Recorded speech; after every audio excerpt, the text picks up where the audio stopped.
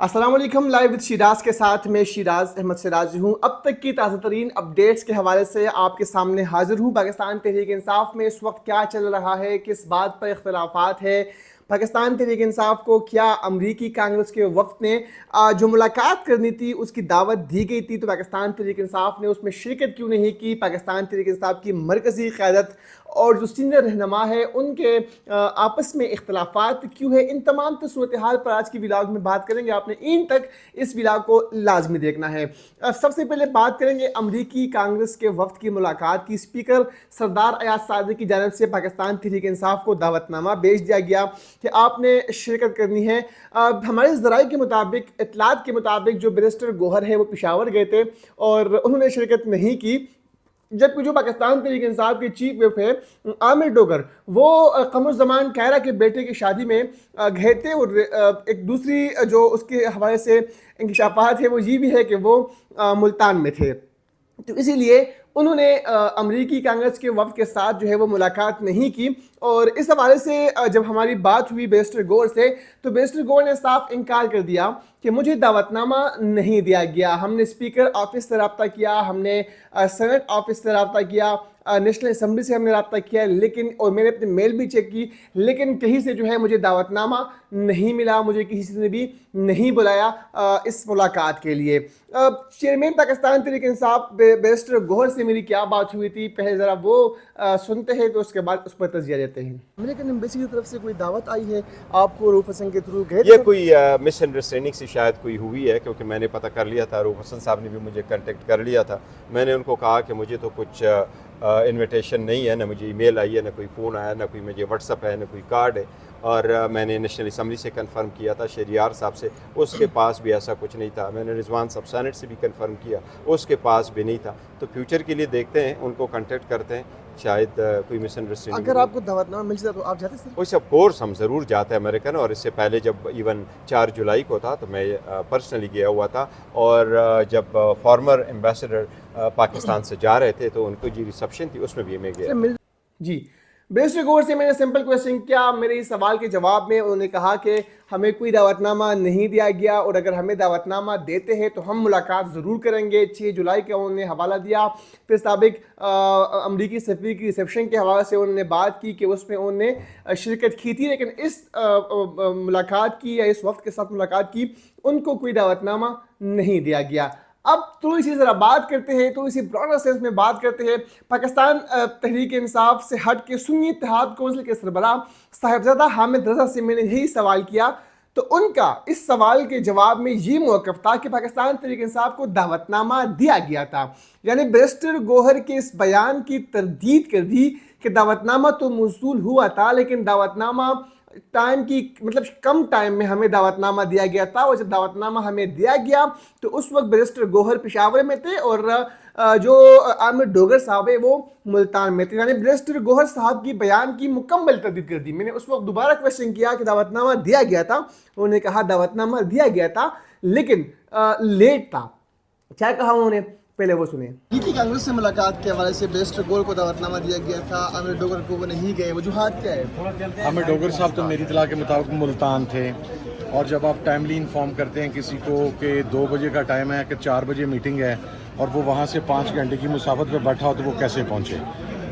दूसरा, बैरिस्टर गौहर साहब मेरी इत्तला के मुताबिक उस वक्त पेशावर गए हुए थे, उन्हें भी शायद टाइम दिया गया। शायद ये रीज़न होगी। बड़ा सिस्टमेटिकली चीज़ों को मैनेज किया जाता है। जिस तरह मैं आपको बताता हूँ, लास्ट थर्सडे जब खान साहब से मुलाकात थी तो उमर अयूब साहब और नियाजुल्लाह नियाजी साहब गेट पे पहुँच गए, जहाँ पे हम सब पहुँचते हैं।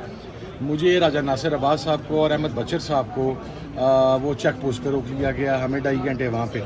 अब उमर अयूब साहब को अंदर से सुपरिटेंडेंट जेल का पैगाम आ रहा था कि आप अपने बंदे पूरे करें और आपकी मुलाकात हो जाएगी, और बाहर इंस्ट्रक्शन दी जा रही थी कि इन 3 को आगे नहीं आने देना। हम बिल्कुल सामने खड़े हुए थे, फोर्सफुली हमें आगे नहीं आने दिया गया। मकसद ये था कि वो अपनी प्ली लेके बैठा था, वो अपनी प्ली लेके, फिर उमर अयूब साहब जब हमें लेने आए तो उन्हें भी वापस नहीं जाने दिया गया। तो ये इस मामले में भी ऐसा ही हुआ था कि वो जो कांग्रेसमैन है उन तक जो पार्लियामेंटेरियंस की आवाज़ है, जो अपोजिशन की आवाज़ है, वो ना पहुँचे। मतलब दावतनामा भेज जाता आप? दावतनामा अगर आपने 2 बजे टेलीफोनिकली इन्फॉर्म किया तो वो केड़ा दावतनामा है कि 4 बजे मीटिंग है? जी, یہ سنی اتحاد کونسل کے سربراہ صاحبزادہ حامد رضا کی بات تھی, گفتگو تھی. ان کا یہی کہنا ہے کہ جو ہے ہمیں دعوت نامہ تو دیا گیا تھا, لیکن چونکہ یہ چاہتے ہیں, ان کے ایگزیکٹ الفاظ یہ تھے کہ میرے پاس انفارمیشن نہیں کہ انہیں بلایا گیا یا نہیں, لیکن پھر بعد میں انہوں نے کہا کہ ان کو بلایا گیا تھا. لیکن اطلاعات یہی ہے کہ وہ پشاور میں تھے اور اس حوالے سے پوری پلاننگ کی گئی کہ یہ لوگ نہ مل سکے.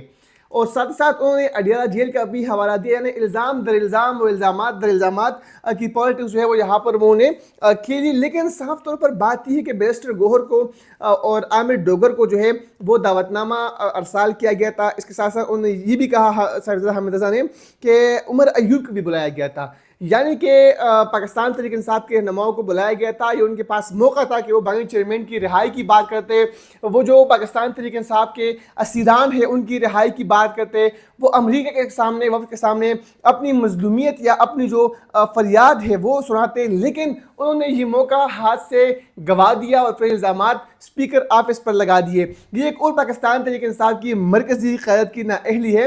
اس سے تو اسی پیچھے اگر ہم کانگریس کی, امریکی کانگریس کی ایک اور ملاقات کی بات کر لیں تو پاکستان تحریک انصاف کے دو رہنما عاطف خان اور سوات سے رکن قومی اسمبلی ڈاکٹر امجد نے اس ملاقات میں جو ہے وہ شرکت کی. اور عاطف خان نے کہا کہ میں نے جو ہے اس ملاقات میں شرکت کی, میرے ساتھ ڈاکٹر امجد نے شرکت کی, اور میری معلومات ہے کہ بیرسٹر گوہر اور عمر ایوب کو بھی جو ہے مدعو کیا گیا تھا. یہ عاطف خان کا کہنا تھا.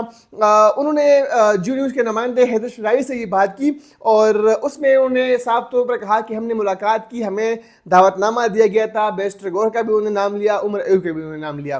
تو پاکستان تحریک انصاف کے وفد کو اس ملاقات میں شرکت لازمی کرنی چاہیے تھی, اپنی جو ریزرویشن ہے وہ اس وفد کے سامنے رکھنی چاہیے تھی. پاکستان تحریک انصاف کی پارلیمانی پارٹی کا آج اجلاس ہوا اور پارلیمانی پارٹی اجلاس کا ماحول بھی کافی گرم رہا. کافی تیز جو جملے ہیں ان کا تبادلہ ہوا. پاکستان تحریک انصاف کے اراکین قومی اسمبلی نے بیرسٹر گوہر اور عامر ڈوگر سے سوالات کیے کہ جب آپ کو ملاقات کی دعوت دی گئی تھی تو آپ نے شرکت کیوں نہیں کی. اس پر کوئی خاطر خواہ جواب بیرسٹر گوہر اور عامر ڈوگر جو ہے وہ نہ دے سکے. کافی گرم ماحول رہا, کافی تیز جملوں کا تبادلہ ہوا اس دوران, اور تمام جو اراکین ہیں وہ یہی سوال کرتے رہے کہ اس ملاقات میں شرکت کرنی تھی اور امریکہ کے سامنے اپنے تحفظات سے جو ہے ان کو آگاہ کرنا تھا. تو یہ آج کی اہم ڈیولپمنٹ تھی اور آج بھی پاکستان تحریک انصاف نے ایک اہم جو موقع ہے وہ گوا دیا ہے.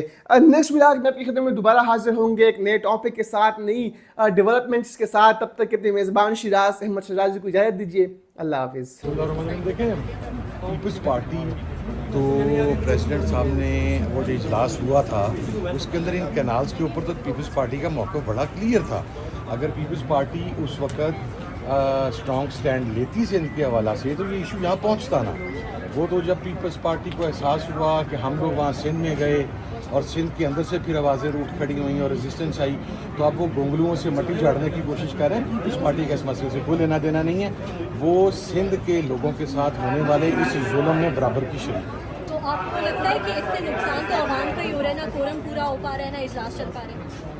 ظاہر ہے کروڑوں روپے لگا کے جس وقت اجلاس بلایا جاتا ہے اور حکومتی اراکین ہی پورے نہیں ہوتے تو کیا سکتا ہے. Thank you.